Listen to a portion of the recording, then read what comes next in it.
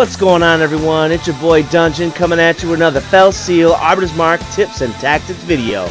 And in this one, I'm going to be giving you guys some tips on leveling up your party, because some of you might have some questions on what's the best way to get experience and ability points.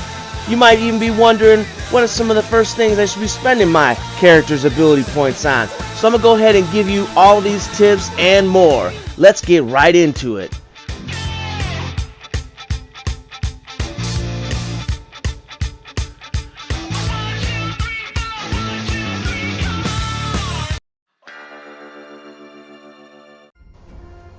Alright, so the first tip that I have for you guys is on how to get experience points and gain levels and stuff like that.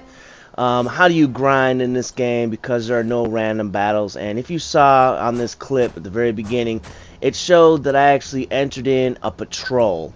And what a patrol is, it is a non-story, non-campaign type mission. And in these, you can do as many as you want, and they're based on certain levels, and in doing so you'll gain experience points for your characters, you'll gain ability points for your characters. I would highly advise that you do patrols, especially if you're struggling in the game. And as an added bonus, depending on what type of abilities that your characters have, if you have any steal abilities, you might be able to get some pretty decent equipment out of this as well. So on specifically while you're in the middle of a battle or a match or whatever, how specifically do you get experience points and gain levels? Well, your experience points go to 99. When they reach 100, then you've gained a level, and they'll spill over into the next level, so it doesn't like reset back to 0. And you'll get points for attacking enemies. It's a small amount of points, but you get points for attacking enemies. You get even more points. You get bonus if you actually make a kill. And for those of your characters who are buffing or healing, you'll get around 12 experience points for every single time that you successfully buff or heal anyone. And it doesn't matter if you buff or heal like 50 people or just one. You'll get the same amount of experience points. And this was meant to like balance it out so that your characters who heal can still gain experience points at a decent enough rate as those characters who are more attack based and stuff like that, DPS or whatever. Alright, and that's pretty much sums up all of how you gain experience points and levels. There might be some other intricacies involved that maybe we'll explore in another episode. For right now, that's all we got. Alright, so the second tip that I have for you guys has to deal with how to get ability points. And in general, you get them per battle. The more difficult the battle is, the more ability points you can get. If it's a story battle, you'll get, or a campaign battle or whatever, you'll get more ability points at the end. You don't get any ability points during the battle. It doesn't really matter what you do, as long as you're successful. There is a bonus though, like if Kyrie is in the battle, then you'll get another bonus. The one thing I will mention about the battle bonus is that if say for instance everyone's level 10 and you're doing a battle that is set for level 1 through 3, then your characters really won't get a whole lot of ability points, because it's just not challenging enough. So something to keep in mind. Also, something that is really important is to know is that the characters that you have on your party roster that are not actually participating in the battle will gain ability points as well. They will gain ability points. They gain them vicariously. So do keep that in mind. Like, say for instance, if you got a character who's like real close to getting whatever it is you want them to get, or maybe even mastering a class or something like that, then you might have them sit the bench and not actually participate in a battle, knowing full well that they'll be getting some ability points, just not as many as the other characters. And you'll actually get ability points for classes that you're not even you don't even have. So everyone will gain these vicarious points, and it's kind of cool, so that even your characters who aren't your main characters, they'll still be able to, you know, rank up and be functional in battles, even if you're not playing them all the time, which is kind of really nice about this game. One last bonus tip that I have dealing with ability points. There is a map that you see in the background right now. It's, if I'm pronouncing this right, I think it's Foggamouth Bog. And in this one in particular, it's kind of nice because if you have the sabotage ability from the assassins class, then you can actually sabotage people, like switching them into the water, and not every creature can actually swim. And if the creature cannot swim, it's like an insta-die. They take 999 damage. So for most enemies, that's like an instant death. And what that'll do as far as how does that help out ability points, well, if you remember what I said, ability points are given based on the battle's outcome.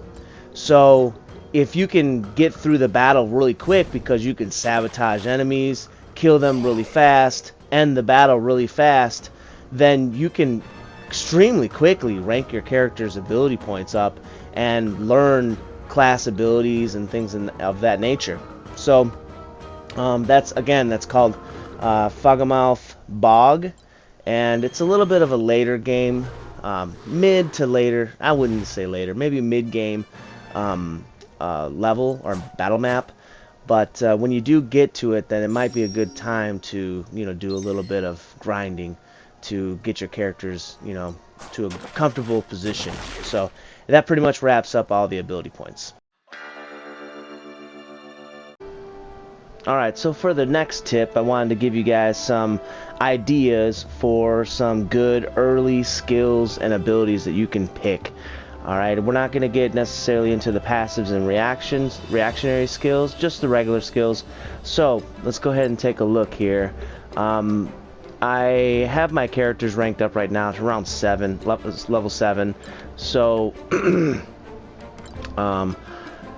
the first one that I wanted to show you was the Knight class. I've spoken kind of highly about the Knight class before, and I will say that this particular, once you unlock the Knight, this particular skill, Defend, is something that you can get, and I would say that this is a very good, especially really early on, this is a very good skill, because as you can read on the description, not only does your character take half damage from all attacks, but you actually heal a little bit of hit points when you do this option. Now, under normal circumstances, you know, that may not sound super good, but if your character has counterattack, then not only are you you're taking half damage, but you're countering that attack with an attack of your own, and you're healing a bit from it. So depending on where your unit is placed, it could have some really cool effects. The other thing I will mention about it is that it's something to do when you have, you know, nothing else that you can do. So earlier in the video when I was talking about the first tip, you might notice that the way that I set my units up, a few of them actually used the Defend ability. They didn't need to, they weren't in danger of attack or anything, but it netted some experience points, so it was something to do when there was nothing really to do. These other ones can become, you know, kind of cool, like Protect. Taunt is actually pretty darn good if used correctly, because it'll make enemies just completely go psycho and attack your characters, which, you know, that's usually what they do unless it's a spellcasting character. If it's a spellcasting enemy, this one can actually be really good if used on them, because they might not cast spells, they might just run up and melee attack you, you know, so that could be kind of cool. The other ones in this category really aren't that great. This one can be good later on if you have like a ranged weapon or something like that, but early on I'd say this. As far as your Scoundrel goes, there's a really good, these two probably are really good. Dirty Hit is really good because you can pretty much take an enemy out of the battle partially, because if they can't attack you, then they're not going to do it. They're not really very useful. And early on in the game, there's not a whole lot of other options enemy characters have besides just attack. Fleet of foot is always good. This is another one that I used in the very beginning of the first tip battle scene, and it's cool because it'll give you that increased movement, that mobility that can give you the edge in battles. And like I said before, it's something to do when you have nothing to do. So this is actually pretty darn good. Another one that I have on here is Forceful Strike, which is this one right here. Both these two actually are pretty good. So Forceful Strike is pretty good because it can have pretty interesting effects. I know that's what it says in here, but the interesting effects is like you can knock someone off of something, and depending on where they fall, they could take fall damage, they could just instantly die. Like in the last tip video, if you knock someone into water, if they cannot swim, then they instantly, they're going to take 999 damage, so which for most creatures is an insta-death. This one is pretty. Oh, and the other thing that Forceful Strike can do before I move on is that if you have enemy characters that are stacked too deep, so if you have two that are right next to each other, they're adjacent, and if you hit one, it'll push them back a square. Well, if they can't move back a square because they're against a wall or if they're against another unit, they'll take more damage. And the added bonus is that if they are next to another unit that they bump into, that bumped into unit will take somewhere around half the amount of damage that the first unit took. So that's actually really cool. For very early on, first battles and stuff, this can be, if you have a decent tactical mind, this could be pretty cool. Very fun to use. And for, let's see here, for some of the spellcasting classes, I've got Mender right here. This is actually pretty good. It'll get rid of any debuff. I wouldn't say it's necessarily super good, but it's alright. This one is actually pretty darn good because you can heal with it, and there's no real limit on it. Every single round you'll get more magic points, so this is kind of cool. This one is definitely better. This is the upgrade. This one is most definitely better. If you can get your hands on mass heal, that's really good. Alright, and for the last class I have to go to another character, and that is the Wizard. So this is another very early class that you can get your hands on, and it's these spells right here. Just make sure that they're very powerful. They can be very powerful. They're AoE spells, so you don't want to hit your own units, but they can do extra damage or minimize damage depending on the enemy's defenses against elements. So you do want to check that out before you cast these spells. Take a look at the enemy's character sheet and see what they're resistant to, what they're vulnerable to. If it has a minus on it, on the element, that means that they're vulnerable to it. If it has a positive number, that means they're resistant to it. So really good spells. Let's go ahead and move on to the passives. Alright, so for the next tip, like I alluded to, we are going to be talking about good initial, early game rather, passive abilities that you can have for your characters, or you can learn for your characters, that some of them actually will last a long time. But here's a few good ones to get your hands on. For melee type characters, or anyone that's going to take damage, this one, honestly, for probably the first half of the game, or the first one third of the game, this is a really good passive ability to have on your characters. This thing will keep your characters alive and kicking, and without really big need to heal, with having someone actually do that for them. This is a good one. Life Font, every time when you take a step, you'll gain hit points. Excellent.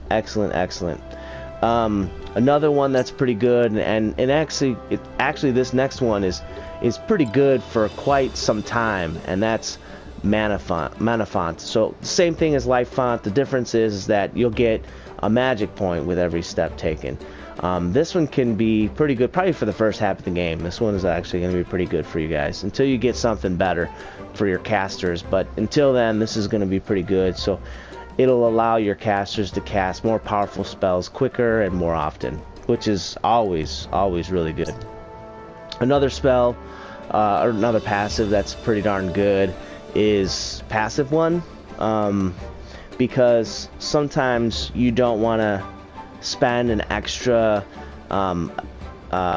action to heal your casters. If you have your healing casters have Blessed One, whenever they heal a person, they'll get healed themselves. So that's actually really kind of cool. It's a really good one. I will say that it's not super useful beyond like early game, or like really early game. There's some other ones that are a little bit better, but I mean, as far as like your early game, first quarter of the playthrough, it's a pretty good one. If you're getting into like the attack caster type of class, like Wizard or Plague Doctor or anything like that, then I mean, you could do without smart casting, but this one's pretty cool because whereas before, when I was talking about like the elemental spells, I said, you know, don't make sure your own allies are not being targeted in the area of effect. Smart casting, it doesn't matter. You'll never cast a spell on your own allies with smart casting. So this definitely makes it easier to be a wizard or any kind of attack type of caster. And the next two are, I mean, they're still early game, but it takes a little bit of doing to get to these, but they're very good. This one, Attack Expert, man, this is probably going to be good for almost the whole game. Honestly, this is a pretty good one right here. There's other ones that you might find that are better, and when you get access to all of the passives, then you might, you know, see yourself not using it as much. But I mean, geez, this is such a good one right here. It adds your attack bonus, adds more attack bonus to your attacks, does more damage. Excellent one. If you can get your melee characters to get this quickly, that will be extremely cool. And as a side bonus, sneak attack is pretty cool too. If you're already this far, I might suggest to get sneak attack. It can be pretty awesome actually. It's got a nice little animation too. And the other one is alchemistic. And by the way, alchemistic, I'll be talking about classes in another video, but as an aside, alchemistic is probably, for your casters, is probably one of the best early game casting classes. Like, hands down, this is because of this spell right here, mass haste and regular haste, but particularly mass haste. Man, oh man, such a good spell. But anyhow, let's get to this one, side effects. This one is really good early on because you can continually cast these area of effect buffs on your allies, giving them not only the effect of the buff itself, but also healing them with, you know, hit points. So this is just an awesome passive, and couple that with the class itself, which is amazing on its own. I mean, all together, it's just really good. So let's go ahead and move on to the very last one. Alright, so for the last tip that I have for you guys, I do want to tell you which are some really good early reactionary skills or abilities that you can get. So the first one comes from the first melee character class, and that's counterattack. Look, I'm gonna be honest with you guys, counterattack is just one of those reactionary abilities that it's gonna be good the entire game. You might not necessarily use it the entire game for every class, certainly not for your caster or range attack classes, but for most of your melee classes that you'll end up using, this is going to be the one.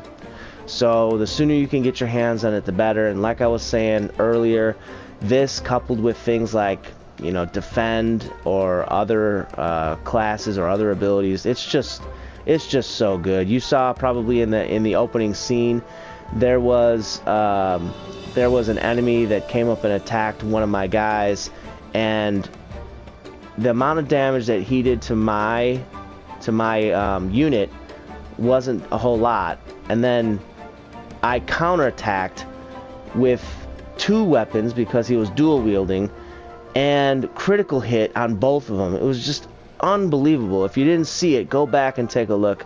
I put it in there because of how unbelievably cool that it was that happened. And when you have counterattack, this does sometimes happen where you get hit for not a whole lot of damage, but the amount of damage you do back to them, especially if you do a critical hit, it is so gratifying. It really is. Especially if you're using good tactics with it, you have good placement, or if you're using a good, like, defend, a good skill in conjunction with it, it can really be pretty powerful. Another one that's pretty good, another reactionary skill that's pretty good, I could say would probably be, where is it at? Magic, counter magic, basically. This one, it's not awesome, I wouldn't say. It's definitely not as good as the last one, but this one has its uses and can be kind of nice when your characters get attacked by an AoE magical spell. Then this kind of gives you a little bit of retribution. And you don't have to actually be an attack caster class, or any caster class for that matter.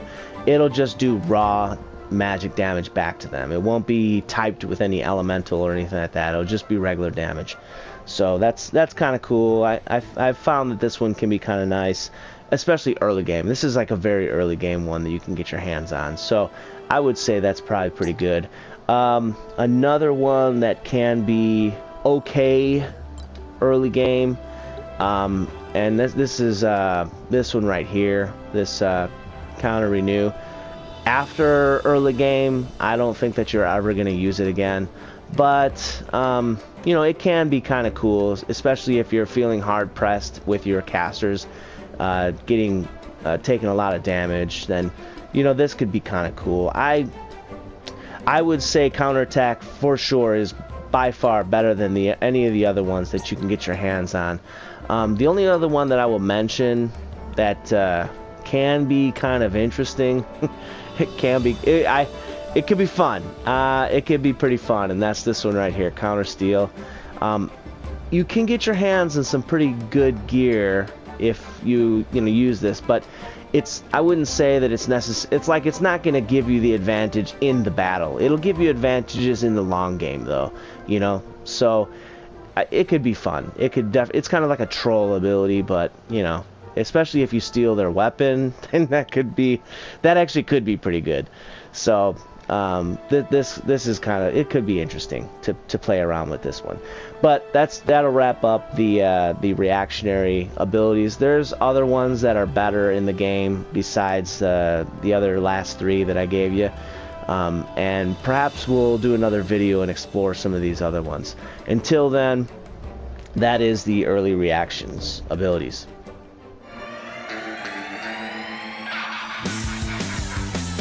Alright, you guys, that concludes this episode of Fell Seal Arbiter's Mark Tips and Tactics video, where we discuss some leveling tips.